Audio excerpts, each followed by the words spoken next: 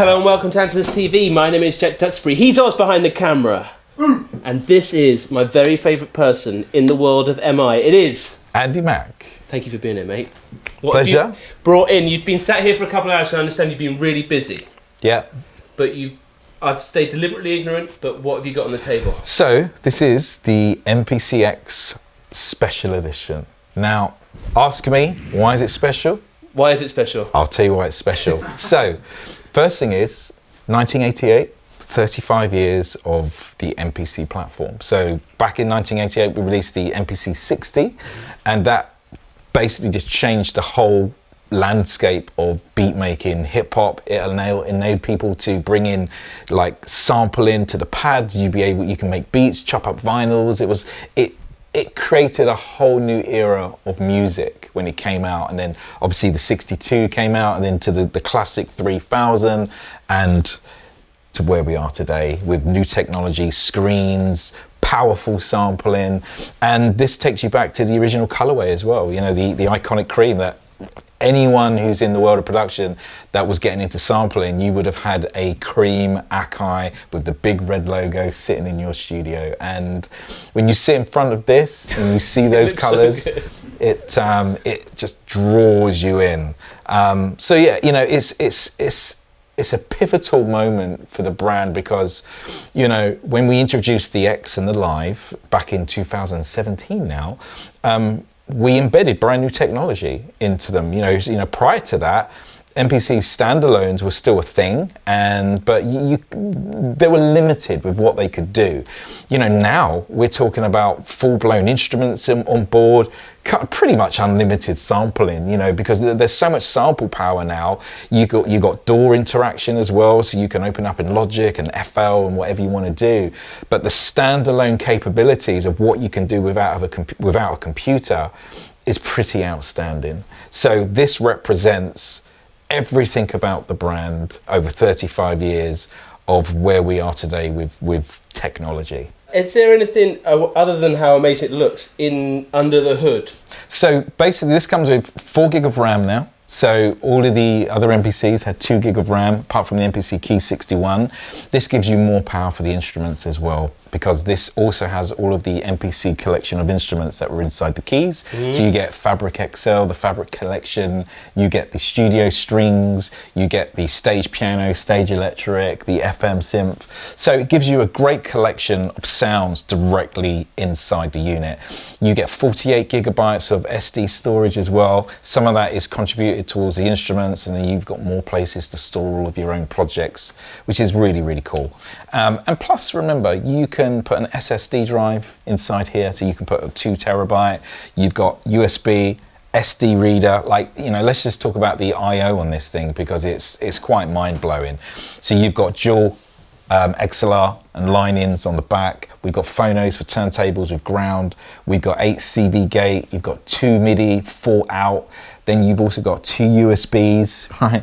But remember, with some of the updates that we've done, right, this allows for class compliant audio support. So with stuff like, say, the Tascam Model 1216, you can start increasing your I/O outputs and inputs on these things just with the updates that we did. And it's the same with MIDI. When we added multi-MIDI, that gives you 32 inputs and outputs to connect multiple devices, as well as the MIDI ins and MIDI outs. So you really have a super powered studio hub for all kinds of applications, from driving your synths, because, you know, look, at the end of the day, there's a lot of synths on the market now, right? It's great synths people are releasing, and people need a powerful sequencer to drive them because they don't necessarily have sequencers in. They don't want to tie to their DAWs.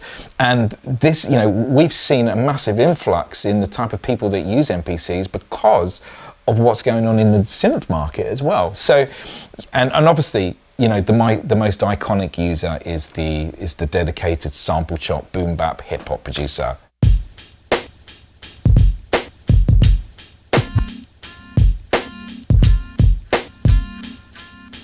So I've got all those sounds loaded up, all of the ones that you want to hear. So what we can do, you know, we can go through, you know, some of the real iconic ways that people make beats with an MPC how we can chop up samples and make some real kind of like crunchy 90s vibes. I'll never get tired of watching you make a beat in front of me. And so let's do it. Come on. Yeah, so strap in, people. So I've got a whole bunch of stuff in here, right? So, let's go back to that kind of real iconic 90s era. And a lot of people used to sample breaks, chop up the breaks, and then use the pads to kind of flip the breaks. They'd use it to chop up little sample snippets of musical ideas and stuff. So let's go through a few different types of tracks, and we'll just piece them together in real time, right? So I'll keep my tempo at 89, right? Now, some of the classic sounds we could take that saxophone. I've added the air delay onto that. So and I've also shelved out all the low end as well, just to clean it up. And also, one of the things about using samples that you want them to be dirty, just grunge. It adds to the flavor. Different types of chops here already, right? Got some vocal stuff, classic basses as well. And these are like hi-hat loops. And these are really kind of really important because again, they add that kind of live texture to the overall beat. So let's just make this 4 bars. But also what I want to do is I want to find some drum loops to chop up. So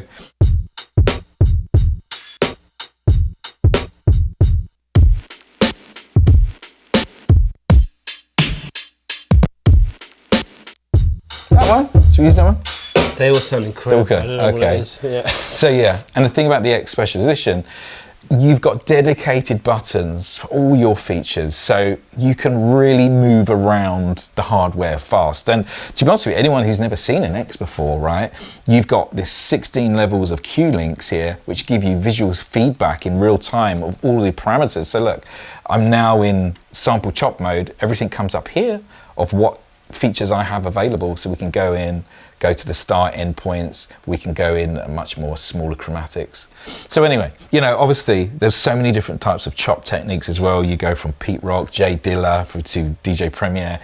They had their own techniques of chopping and their own techniques of how they make their beats. So it's a very fascinating part of the community of how people, work out their methods of how they chopped, and then they add their own kind of take on it as well. And how you shift beats off the grid versus quantize. It's you can go down one of the most amazing roads with this type of genre, and it's far from easy to make as well. You really have to understand the world of music, records, and how to kind of chop these sounds. So one of the I suppose one of the most used arts of doing this is chopping in real time, and this is what the X is absolutely amazing for, right? Because you've got the big 10.1 inch screen, we can see everything visually, and we can just basically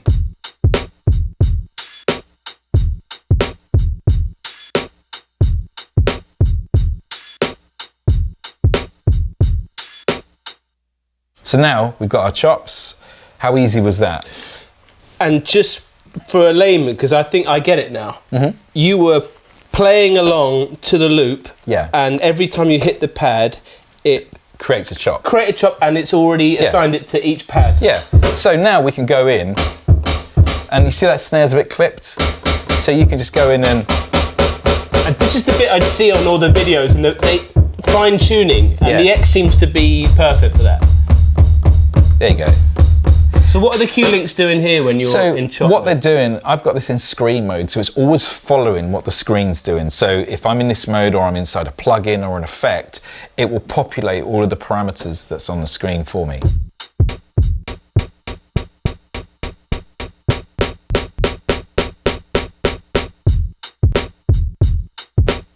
You see how the loop still feels natural? It doesn't feel chopped too hard. You're just trusting your intuition, your ears. Right, yeah. So we can go in. So what I want to do here, I actually want to use the hat. So we can get some of that noise on that hat. Look, pull that right back, see? So there we go.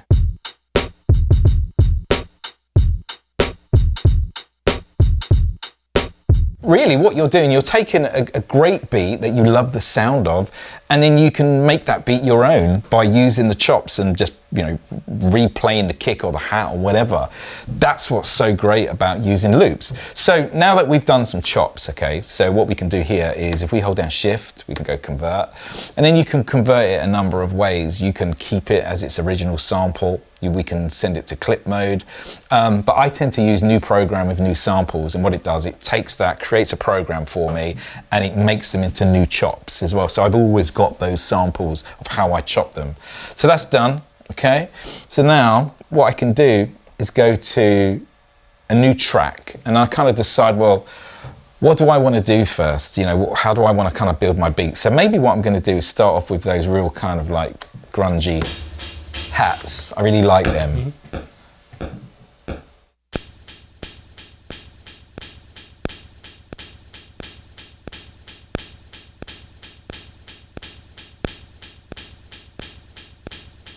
Now, if your timing of the loop is slightly out, okay, we can do, you can go to warp mode, okay, and we can turn on warp, right? If I hold down shift, we can sync the tempo. I can see I can move the markers. There we go. So 8573. And what that means is if I now move my tempo, so I'm time stretching in real time, which is a really, really cool feature to have. So you can just warp all of your samples. It sounds so smooth. Yeah, really smooth. So now we've got that, okay. What do we want to add next? So we could add maybe that loop that I chopped up, okay? So I'll go to track 2, and I try and keep everything on separate tracks because there is a feature that a lot of the communities use, which is kind of muting the parts in real time. And what that allows you to do, allows you to structure the song in real time without having to program it. So this is the chop here. So you'll hear.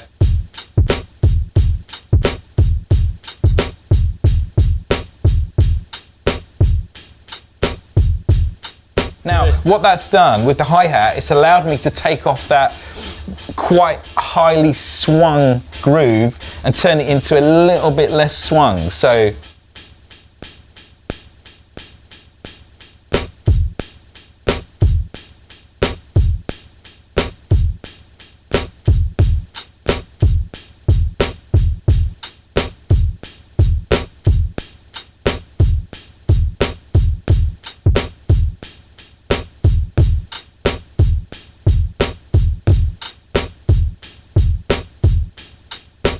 there we have it. Then we'll go to track 3. Track 3, I'm going to go back to my samples now, right? Okay, so I've got that hi-hat loop running. I can now add some. And now it's funny, right? So when we take that sax sound, it's really cool because you just add a delay onto that, right? I always use a follow me. Already, you're in the zone already, right? We can pull the volume up.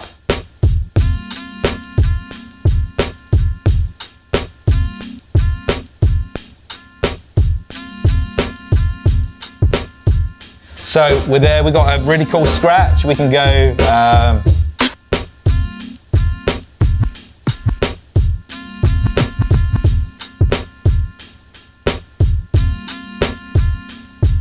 I'll bring the speed of that down.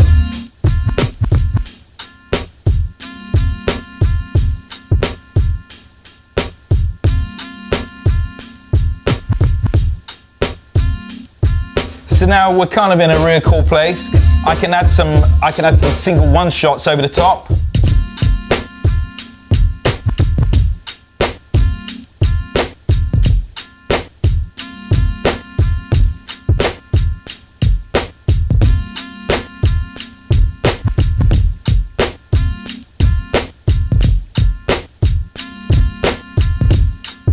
There we go. Wow. Now we add the swing. Now I'm going to change down the saxophone.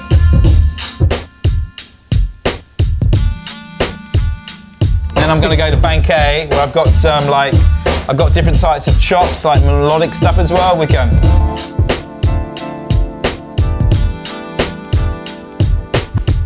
So this is how people would take stuff from records, like little musical ideas and stuff, because if you're not a keys player, whatever, all of a sudden you can start making music by hearing things from records that you want to pull from.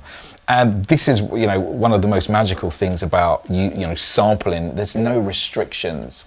So let's add that down. I'm going to put that onto another track separately. Here we go.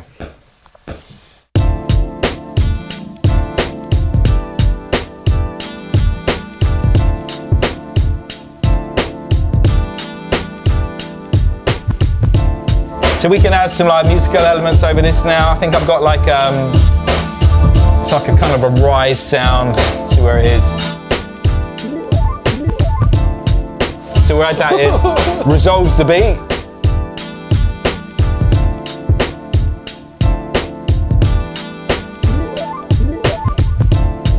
So now we're in a pretty good place.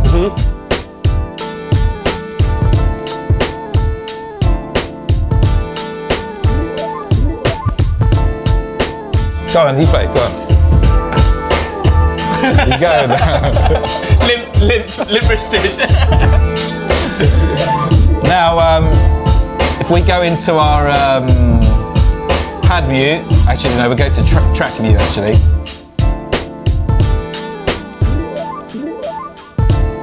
Right. You see what I mean? So, I always wanted to ask that question of how do you structure it? So rule is new sound, new track, or new group of sounds. Yep. And the more things you do separately, the more control you have in real time. So we could. And then you would literally bounce that to tape. They would. And you got all the original parts. Which is so much more fun than dragging and dropping sections. So, and then you can pull everything in that way. So now we've got like a kind of a concept of a beat, right? We can add some vocals.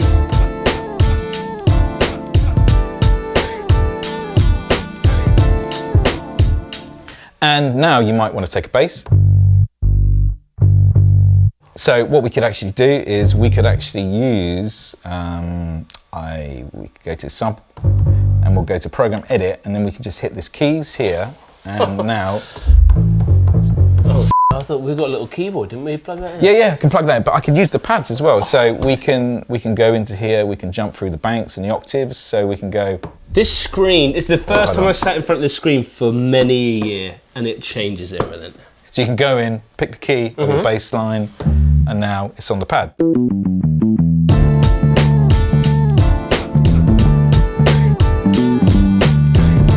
So then you can start adding, you can go down the octaves again. So super useful to do that. Or what we can do is plug in a MIDI keyboard. Oh, feel a bit Blue Petery, but there we are. We did this just in case. This is great, 3 octaves. So now this will be populated inside our MIDI. So if we go to preferences, we'll go to MIDI. And now we've got MPK Mini Plus here. And like I said, any device that we plug in that's USB MIDI, you'll just see it on this screen. And just synths, whatever, modules, so cool. So now that we've got synth, we can go into all of the instruments. So we go to plugins. So now, sounds, we've got all of our plugins in here that were inside the MPC keys. So I've got some here populated. So I'll go to nice dirty string. Here we go, there's string. We can add some vintage into this as we go.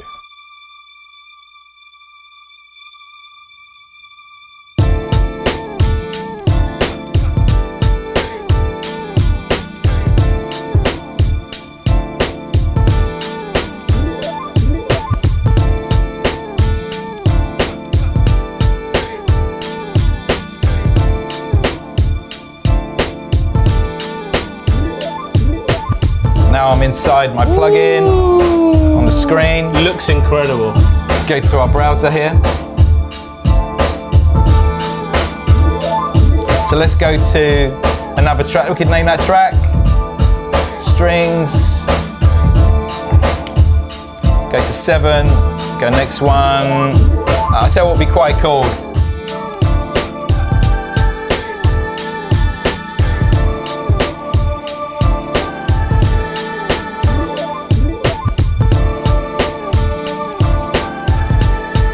Yeah, man. Woo.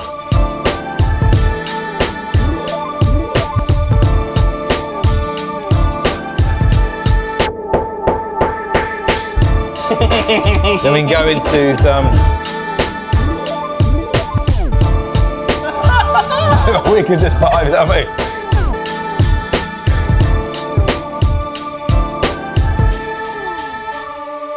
That's heavy. Yeah. Then we can go to like a synth lead gain on here.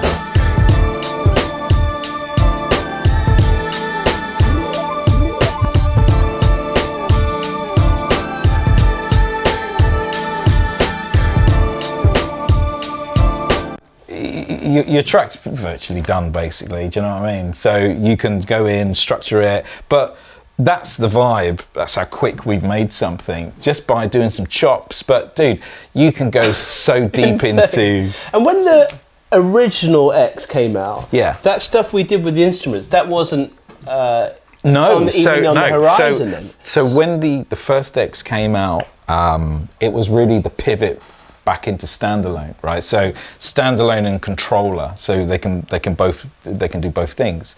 As the updates start to get more advanced, we started to add instruments, and we added tube synth, electric, and bass line, and that kind of started off a wave of what you can actually do with standalone technology. And as we've progressed, you can now purchase plugins as well. You had the Mini D and the Flavor Pro and stuff. So it's like having the power of your DAW without having the hassles of dealing with a computer. Because to be honest with you, a lot of people understand this, that when you're sitting in front of a laptop and stuff, it's not really inspiring, but you're obviously clicking and just scrolling through so many things. When you're sitting in front of hardware, it's a completely different experience. It really is, right? And you don't understand or appreciate hardware until you're sitting in front of something of this power that allows you to pretty much do everything you want. You know, resampling, like say for instance you want to go in and, you know, resample a sound, we want to take that string and add it to the pad.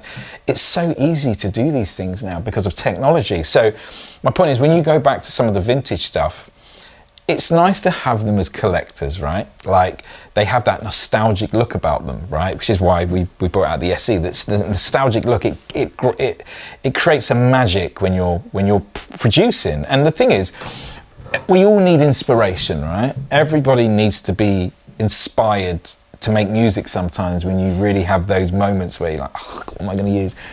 And when you're sitting in front of an MPC of this nature, there's so many things that can inspire you, you know, because you don't hit brick walls all the time. It's like, say, if you want to chop up stuff, you can just go straight into it. You want to bring instruments, you can. If you go back to the original units, there's so many boundaries. It's unbelievable. Like, I sold my 3000 many years ago because technology had moved on so much, you know.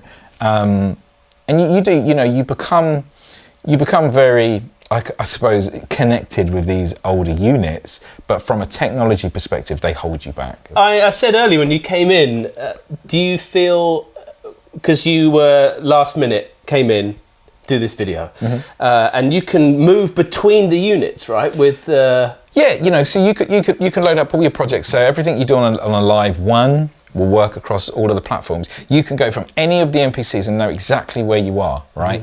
Instantly, right? There's no learning curve at all, which is what's great about these. That is complemented by this touch screen. Obviously with an XSE, you've got dedicated buttons, so you can, you know, it saves having to press and go through, you know, extra menus. Is it fun watching people that are not used to it go, oh, hang on, I don't have to... Well, it is. So if you think of like a Live 2, the benefits of that is you've got the speaker, it's portable, where this is really like the studio hub, but you can use it live as well if you want this in a live set. It's absolutely no problem. Everything has power, you know, so there is no restrictions. It's just that the Live 2 has that built-in battery, so it makes it a bit more convenient.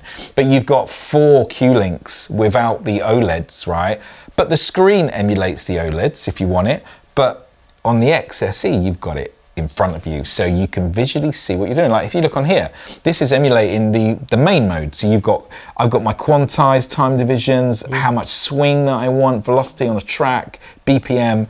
So when that becomes muscle memory. Yeah, it does. Especially if you're working on these every day, and it's a joy to have these things. When we go into a synth parameter, what I can do here is open up my sounds, press edit instrument. You see they all update. Lead, it's my preset. Soft oscillators, mini saw, cutoff, resonance, stuff. So unreal.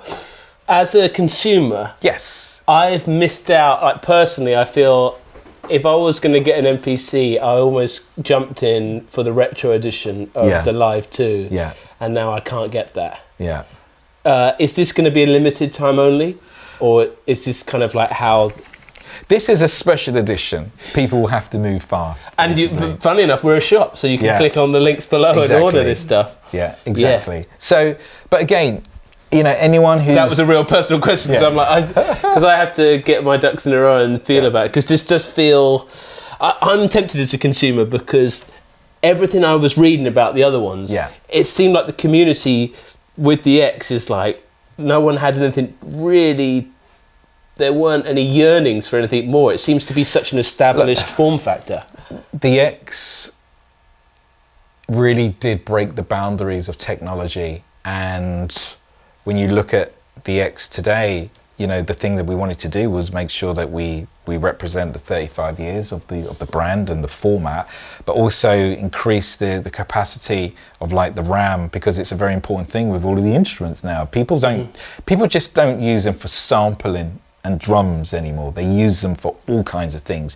You have electronic producers using them to drive their sequences and modular stuff. You know, the community are getting more into like pulling up, let's just say, pad performance mode, go into progressions, and we can start kind of just go into different types, jazz, house. So you can just choose what genre you want. Ooh.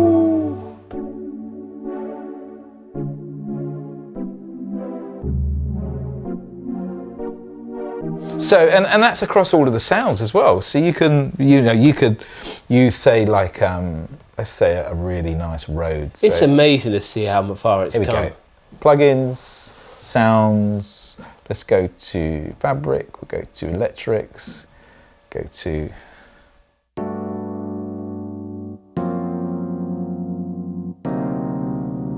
Right, so then we can add some noise and flutter and all of this cool stuff.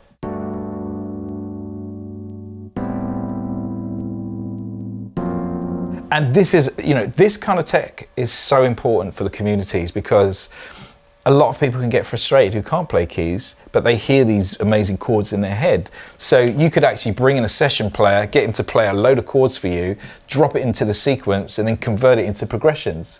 So Mike Patrick, we can bring in Mike Patrick. Exactly. Mike, we need you. We do. Right, play some chords, and then bang, you've got the Mike Patrick progressions and stuff. So that kind of tech, and then adding that, because you get some guys who are incredible at making beats, right? And they might want to use samples to get the melodic side, but now you've got no restrictions. You can use these instruments in so many creative ways, and then you can resample it and chop it up and make your own melodics. And now the X is not only the flagship in terms of the line or ins and outs, but also it matches everything else in the line and exceeds it with ins, outs, memory. Yeah, it's the most powerful MPC that's ever been created. And it's at a glance, it looks like you've got an old one, which is what I want. Do you know what I mean? That's it. You've solved it. If anyone was like on the edge, they're like, oh, okay, let's go. But let's also show. You're going to play us out. Let's show. Be sure to go to AKAI Pro Video, their YouTube channel, where Andy, I'm sure, you've done incredible tutorials. That was a great tutorial, thank you, a free one for you. But they're broken down. I mean, they're all free on there anyway. Yeah. And also Andy Mac AKAI official on Instagram to check out all the other world of the stuff that you're doing and the people. Because I've learned over the last 5-6 years, people have been patient with me. it's been like an awakening to realise how many people care about this product and what a specific thing it is, like a tribe. Within, you know, I do loads of videos on loads of stuff, but I'm really becoming aware of it. So if you want to learn more, there's no better place than to go see it. And there's so many good reaches now. So, you know, from artist-wise, I connect with a lot of artists around the world now. I do, you know, I literally go into their studio, sit down with them, walk through some of the new products, build relationships, and then what that does, that feeds content back into the communities, right? Of having relationships with all these people that inspired me, right? We've got people like MPC Gang on Facebook that has a huge community that absolutely adore this product massively.